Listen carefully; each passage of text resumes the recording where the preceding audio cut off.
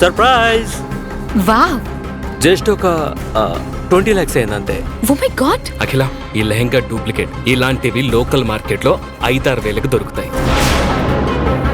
రే బికారి ఆగక్కడ. అరే waste fellow sir, ఆయన ఎవరో తెలుసా? నీ ముందు నిలబడిందో చూసావా? తను నా భార్యరా. నువ్వు తనకి ఎంత దూరంగా ఉంటే నీకంత మంచిది. అర్జెంటుగా నాకు ఒక లెహంగా కావాలి. దాని కాస్ట్ మినిమం ₹1,00,00,000 అయి ఉండాలి. అఖిలకి ఎందుకు సాగర్ మీద కొంచెం అనుమానం వచ్చింది. ఇది 200 కోట్ల రూపాయల డీల్ సార్.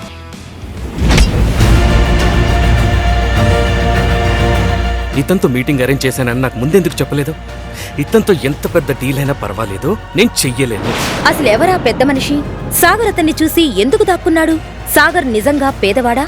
ఒకవేళ అయితే అంత పెద్ద డీల్ చేయడానికి ఎందుకు వచ్చాడు?